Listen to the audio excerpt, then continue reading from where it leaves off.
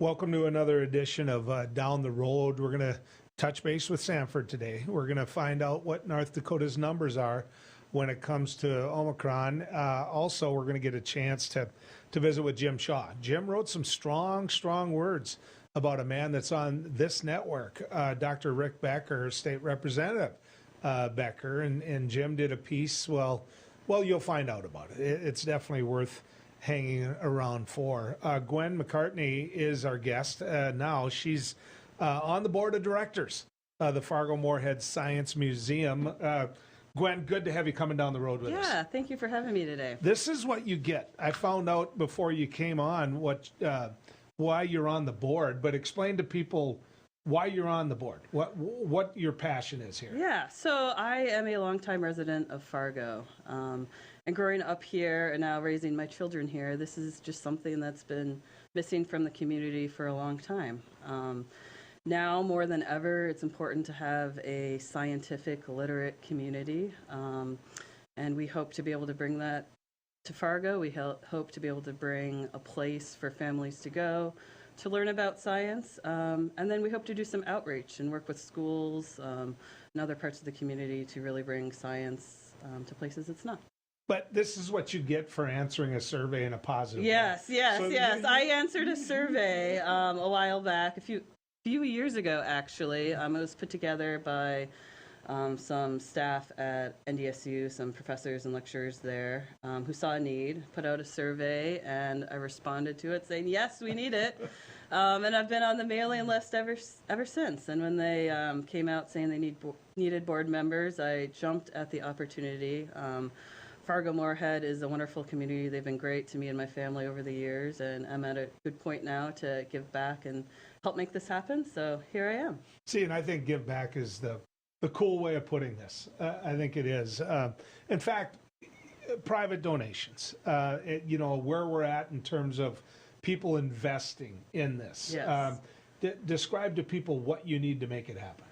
Yeah, so we're looking, most realistically, at a minimum of $30 million to make this project happen. Okay. We have not started our capital campaign yet. We're just launching a fundraising feasibility study to really look at where is the money, how are we going to raise the funds that are needed. And once we have that, hopefully later this year, we'll be able to launch that capital campaign.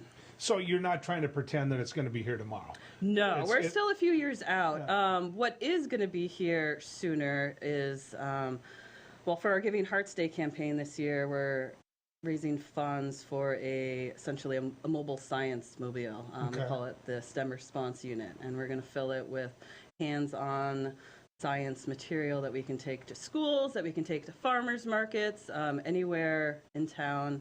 That would be a good place to learn about science and get started on our mission before the museum is actually in place. Okay, so what's it going to look like in the end?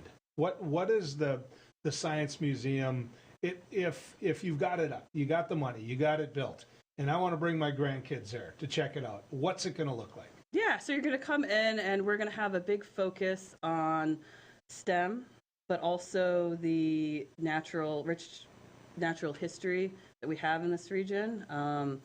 Why is Fargo what it is today? Why is farming good? Let's talk about, Lake Agassiz. Let's talk about the ice sheets that were here. And how does that affect Fargo today as far as building, farming crops? And then let's talk about and show people what's actually happening in Fargo from a scientific standpoint. We have so much going on in this town as it relates to STEM, as biotech. We have one of the largest Microsoft campuses in the world. And we really want to focus on local science and science history as our permanent exhibits. And then we'll bring in traveling exhibits from around the world. They'll focus on things that we might not be experts here in Fargo, like space and other fun, exciting. Well, that's the case, isn't it? Yep. Museums share. Museums talk to each other. Yep. And then you've got the National Museum, which tries to do outreach. A lot of what you just described, Gwen, I'm not sure people think of as science. And I don't mean that. I mean, I don't think that they realize the science behind it. For example, Exactly. Lake Agassiz and how we've come to know more about Lake Agassiz.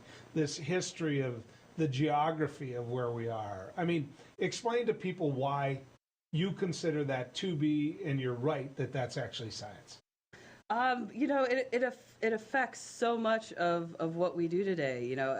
How a farmer farms on his field. It affects how we build buildings. In downtown Fargo, you have to pound those pillars all the way down to so many feet because of the soil that's here from those, the history, the geography that we're in.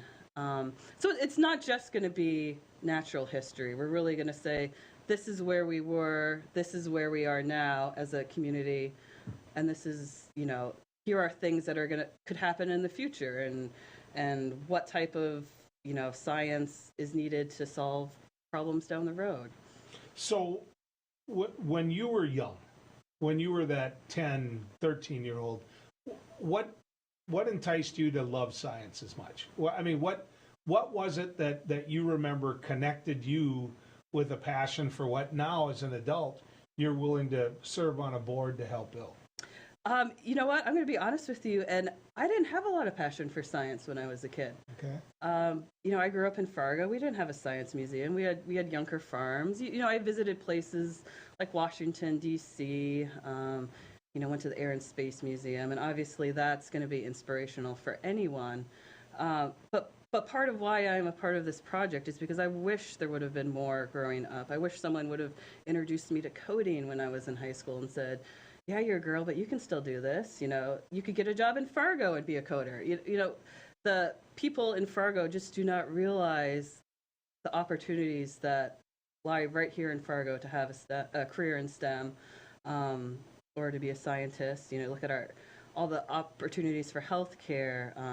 To be a computer programmer, to be an engineer. Those are here, and let's let kids know, and even adults know, that that's here in Fargo, and you can be a part of that. Do you think people, when at times like this, I mean, we're in a pandemic. Yes. And the science that went along with this pandemic in terms of developing vaccines, in terms of understanding it, in terms of all of that, will that be part of a museum on science? Will that be something that you envision being Absolutely, talked about? absolutely. I mean, the advances that Aldebaran, for example, has been making in biotech and their impact, in helping to produce vaccines. That's important. A lot of people don't know that's going on, and that's happening here in town. So, we definitely want to promote the local businesses and the local sciences that are here in town. So how do you tie this in at all with, Fargo-Moorhead? That area is still, it's a higher ed town. I mean, it is. You got NDSU, Yeah. You got Concordia, you got MSUM, you've got all of these places of higher learning. Can this be tied into that? Because there's a lot of people on these campuses. NDSU, some of the top agri-science individuals in the world are at NDSU. Yeah, absolutely. How does that benefit? Well, right now, as we're speaking, we actually have a group that's made up of a lot of NDSU professors from a wide range of scientific fields that are meeting right now to discuss exhibit planning. What exhibits are we going to bring to the museum? They're helping us with figuring out what are we going to put in our mobile unit that we're hoping to bring out to classrooms. So definitely the involvement from helping us shape what this museum is really going to be, and making sure that we're putting in content that is scientifically accurate is really important to us. Have you decided where the museum will go? We have not yet. Okay. And that's a really big decision, but we feel very fortunate that we have more places to put it than, we have a large amount of places we could put this and have it be very successful. Right now, it's really narrowing it down to which one will be the right spot. And it's not just about how are you going to get the most people in the door. We also have to look at how are we going to fund this museum in the long term. Mm-hmm. And that's looking at funds from, state and local governments, grants from, private organizations, partnerships with other museums and other government agencies. And right now we're trying to decide which side of the river does it make more sense to be on from a standpoint of operating long into the future. Well, and getting grant dollars, you need to build it. Yep. Yeah, I mean, that's all not so easy. What about, some of the infrastructure bills that came out of Congress recently? Is there a way to tie into some of those dollars? There are ways to tie into some of those. There are a lot of museums in North Dakota that recently got funds to help with museums up in Grand Forks and out in Bismarck. And we have to commit to which state before we can receive any of those funds. So that's our big push right now, is where are we going to plop this museum down? And once we have that, more of that becomes clear. But we have, spoken with representatives from both states and cities about what that would look like. Well, I mean, it's clearly going to be in North Dakota, right? We don't know. Can you tell I'm from North Dakota? To me, the work you're doing is going to benefit so many different generations. I think on Giving Hearts Day, this is a perfect one for people to open up their wallets and help. So how do people do that? How do they find out more about this? Yeah, so you could go to our website, fmsciencemuseum.org. We have links there to our Giving Hearts Day page. And you can also sign up to be a part of our newsletter, where we'll send out updates periodically about how the project is coming along, and if we need volunteers, how you can volunteer, either whether it be outreach or helping with fundraising. The more people we have involved in this project from the get-go, the more successful it's going to be in the long run. Then they have ownership in it. Yes, exactly. Right?